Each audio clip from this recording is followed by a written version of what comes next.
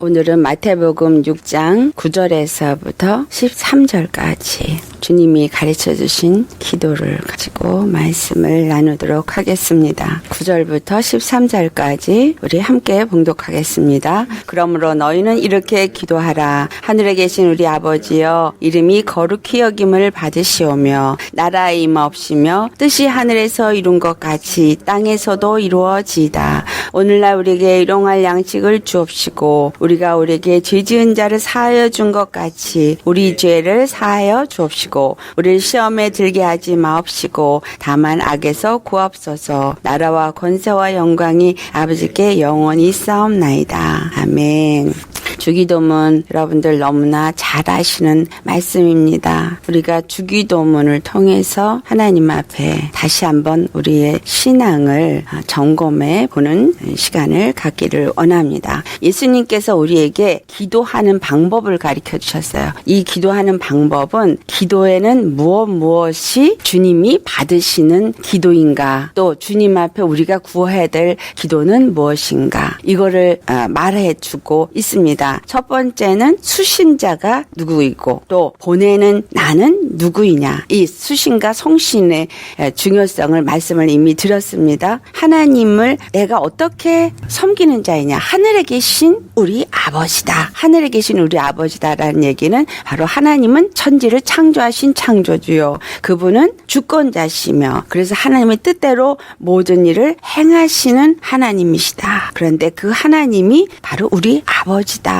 라고 말씀을 했습니다. 우리가 하나님 앞에 기도할 수 있는 것은 예수 그리스도를 통해서 우리가 피로 나음을 입은 자이기 때문입니다. 갈라디아서 4장 6절에 뭐라고 말씀하세요? 중요한 말씀이에요. 우리가 그냥 하나님 아버지 부르니까 예수님이 피로 나는 났습니다, 이렇게만 생각하고 말하는 분들이 있지만 분명히 갈라디아 4장 6절을 보면은 하나님이 아들 안에 있는 아들의 영을 우리 마음에 부사 우리로 하나님의 아들이 되어지게 했어요. 아버지라 부를 수 있는 자가 되게 하여 주셨다. 거기서 중요한 게 뭐냐면 아들의 영을 우리 마음에 부사. 그러니까 예수님을 아버지라고 부르고 내가 무조건 내가 아버지 부른다 그래서 하나님 앞에 하나님이 내 아버지가 되어지고 나는 그의 아들이 되어지는 것이 아니라 아들의 영을 받은 자여야지만 하나님 앞에 우리가 아버지라고 부를 수 있는 자가 되어진다라는 거예요. 그 아들의 영을 우리가 다른 말로 말하면 보혜사, 그렇죠? 근데 그 보혜사가 예수님께서 요한복음 14장 13절 말씀에 내가 내 이름으로 무엇을 구하든지, 자, 예수님의 영이 내 안에 임하셨기 때문에 아버지라 우리가 부를 수 있는 자가 되어져서 아버지 하면서 당연히 아버지 앞에 우리가 구할 바를 구할 수 있는 그러한 자가 될 수 있게 하여 주셨다라는 거예요. 그래서 그 이름으로 무엇을 구하든지 내가 응답을 하시겠다라고 말씀을 하는데, 내가 아버지라고 부르고 그 아버지의 영, 아들의 영을 가지고 하나님 아버지께 부르짖을 때에 그 응답하시는 이유가 무엇인가가 요한복음 14장 13절에 말씀을 하고 있습니다. 너희로 하여금 항상 열매가 있게 하기를 원하신다라는 말씀이 있어요. 항상 열매가 있게 하시려고 네가 아버지께 무엇을 구하든지 다 받게 하려 합니다. 그렇다면 여기서 이 기도를 하게 하시는 것의 열매가 무엇인가? 그 열매는 하나님의 아들의 영을 우리 가운데 부어주셔서 그 아들의 영으로 말미암아 하나님의 원하시는 뜻대로 구하게 하시고, 그렇죠? 그리스도의 영이 우리 안에 들어왔기 때문에 우리가 먼저는 하나님의 뜻을 아는 아들이 되어지게 하시고, 또한 그 뜻대로 구하는 아들이 되게 하시고, 그리고 그 뜻을 이루는 아들이 되게 하시기를 원하신다. 그 뜻이 무엇이냐? 여기서 말합니다. 이름이 거룩히 여김을 받으시오며. 자, 하나님 아버지의 뜻이 무엇이냐? 거룩히 여김을 받으신다라는 그 의미는 우리에게 어떤 의미를 주고 있느냐? 하나님은 창조주요, 그분은 우리의 주권자시요, 만물을 다스리고 통치하시는 우리의 하나님, 우리의 구원자가 되신다라는 것을 말씀으로 그냥 듣고 그냥 그렇다라고 인정하는 게 아니라 그분이 거룩하시기 때문에 우리도 거룩하게 할 수 수 있는 참 구원의 하나님이 되어질 수 있다라는 것을 말씀하는 것입니다. 그 이름이 거룩히 여김을 받으시오며 라는 얘기는 내가 이제 하나님의 아들이 되어졌고 믿는 자가 되어졌으니까 내 삶 속에서 그 거룩한 이름이 나타나는 자가 되게 하여 주시옵소서라는 의미입니다. 그래서 내가 그 뜻대로 사는 자, 그 뜻을 이루는 자로서 그 이름을 가진 자로서 그 이름이 내게서 거룩히 여김을 받을 수 있는 그런 자가 되어지게 하여 달라라는 말씀입니다. 예수님이 거룩하게 되어진 자, 왜 그 이름이 거룩히 여김을 받았느냐? 그것은 십자가에서 죽으시고 부활하시면서 그 안에 바로 생명이 있다라는 것을 나타내심으로 예수님이 바로 거룩한 분, 죄가 없으신 분이라는 것을 나타내셨습니다. 그가 죄가 없으신 분이라는 것을 나타냈기 때문에 누가복음 5장 24절에 말씀하시기를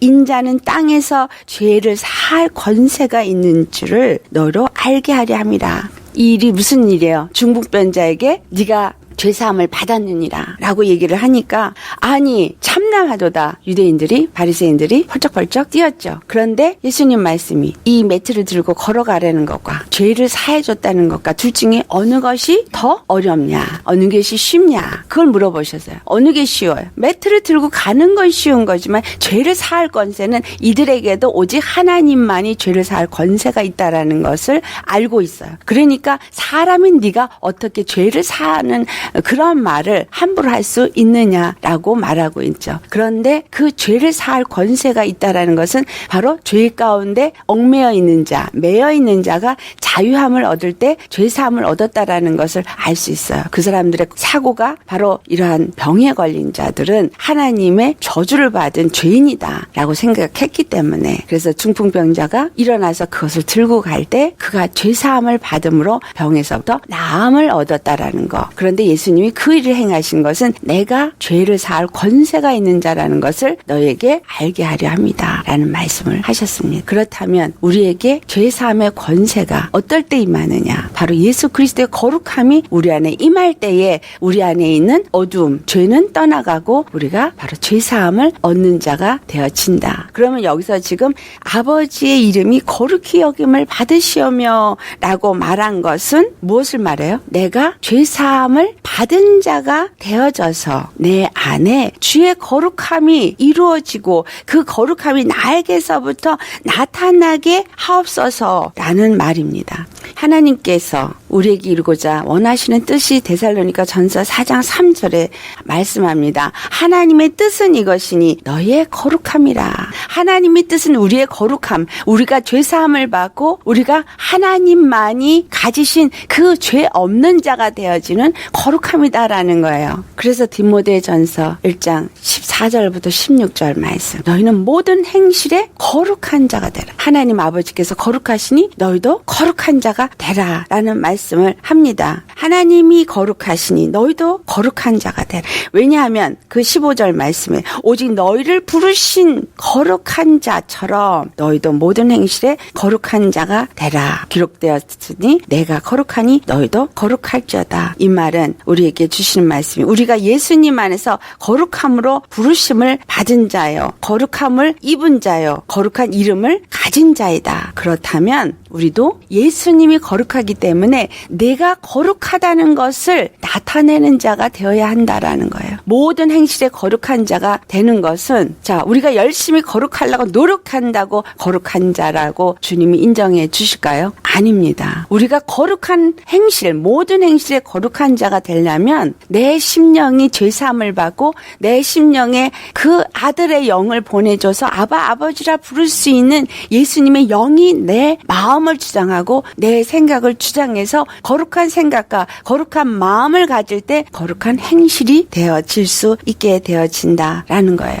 그래서 모든 행실에 거룩한 자가 되라. 왜냐하면 나를 부르신 자가 거룩하니 너희도 거룩해야 된다라고 하신 그 말씀은 너희는 절대로 어두움 가운데 거하는 자가 되지 말아라 이 말이에요. 에베소 5장 26절에서 27절 물로 씻어 말씀으로 우리를 거룩하게 하사 깨끗하게 하시고 자기 앞에 영광스러운 교회로 세우사 티나 주름 잡힌 것이나 이런 것들이 없이 거룩하게 하시려 우리를 부르셨다라는 말씀을 합니다. 티나 주름 잡힌 것이나 이러한 것들이 없이 오직 흠없고 점없는 거룩한 교회, 거룩한 그리스도의 몸으로서 거룩한 성전으로 세우기 위해서 우리를 부르셨고 그 피로 우리를 거룩하게 하셨기 때문에 그 거룩한 심령이 되어진 자에게 거룩한 영을 보내셔서 내가 거룩하니 너희도 거룩하라 라고 하신 겁니다. 그래서 이 기도에 우리 아버지여 이름이 거룩히 여김을 받으시오며 라는 얘기는 내 삶 속에서 내가 그 거룩한 이름을 나타내는 거룩한 자가 되게 하여 주시옵소서 이 말이 포함된 것이다 라는 것입니다. 정말 내가 하나님 앞에 왜 어떻게 이렇게 거룩한 행실이 되어지고 거룩한 자가 되어질 수 있는가 그 말씀이 그 다음 10절에 말합니다. 나라의 임하옵시며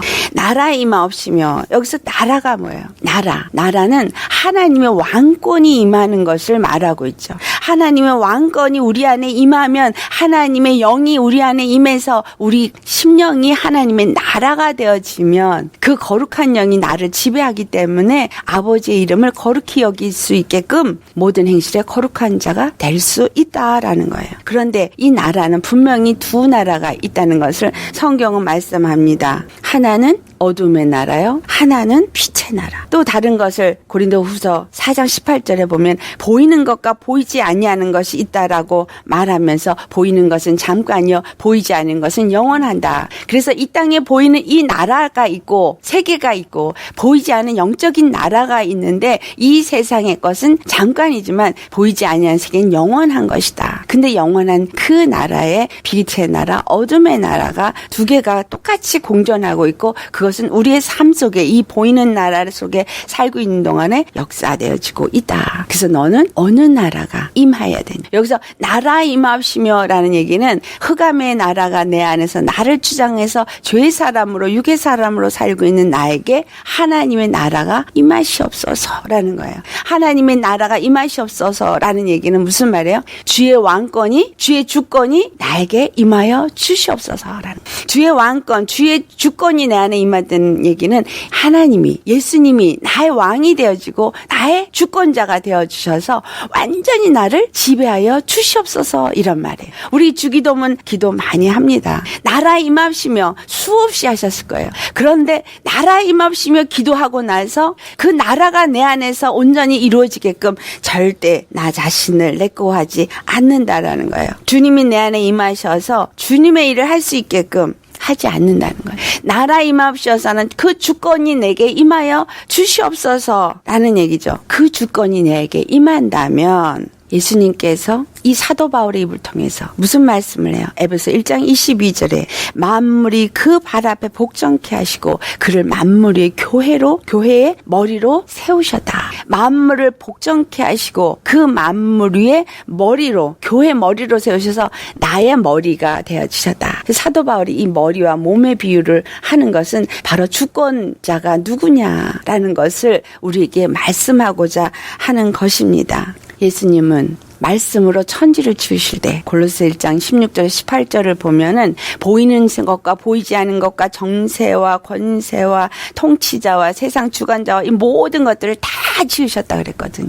그 모든 것을 다 지으시고 그 지으신 세상 가운데 오셔서 죽으시고 부활하시면서 그분만이 단 거룩하신 하나님이요 이 만물을 지으신 하나님이시고 그 만물을 통치하실 통치자라는 것을 나타내시고 이제 보좌에 앉으셔서 모든 자를 다스리는 자가 되어지셨기 때문에 교회의 머리로 세우셨다라고 말씀하는 것입니다. 그 나라가 우리 안에 임할 때에 그 다음 말씀이 나옵니다. 우리 안에 그 나라가 임해야지만 그 나라가 우리를 주장해야지만 하나님이 뜻이 이루어질 수 있게 된다라는 거예요. 아멘. 그 나라가 내 안에 임해서 나를 주장할 때 내가 그 나라의 그 하나님의 뜻이 뭔지를 알고 왕의 뜻이 무엇인지를 알고 왕을 내가 섬길 때 어떻게 섬겨야 되는지를 알고 그래서 그 하나님의 뜻대로 그 하나님을 섬기는 자가 되어질 때 그 열매가 풍성하게 하나님이 원하시는 열매가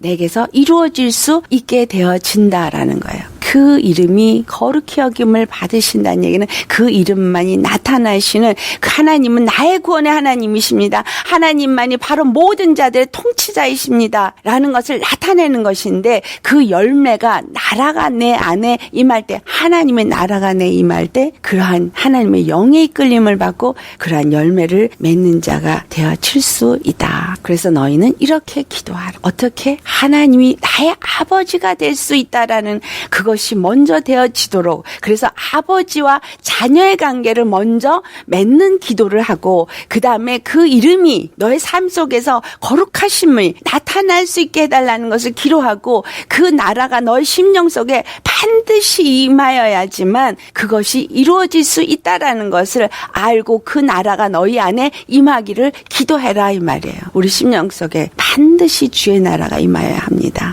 빛 가운데 거하는 자가 되어야 합니다. 사도 요한은 그래서 우리가 그 빛이 우리 가운데 임하면은 우리가 하나님과 사귐이 있는 자다. 그렇게 사귐이 있는 자라면 빛 가운데 거하는 자요. 그가 죄사함을 받은 자임을 말합니다. 내가 죄사함을 받았습니까? 그렇다면 나는 빛 가운데 거하는 자요. 그렇다면 나는 하나님의 나라가 내 안에 임한 자요. 그렇다면 나는 거룩한 자로서 모든 행실에 거룩한 자가 돼서 그 이름이 거룩히 여김을 받으실 수 있게 하는 그러한 삶을 사는 자가 되어질 수 있다. 그렇게 되어져야만 한다라는 것입니다. 죄사함을 나타내는 결과인 열매는 거룩함입니다. 아멘. 그 거룩함은 그 나라가 내 안에 온전히 임할 때에 되어질 수 있는 것이지 내가 거룩한 어떤 모습을 보이려고 경건의 모습을 보이려고 행동으로 노력한다고 되어지는 것이 아니다라는 거예요. 반드시 그 나라가 우리 심령 속에 임하여야 합니다. 그럴 때 우리는 모든 행실에 거룩한 자가 될 수 있고 하나님 아버지가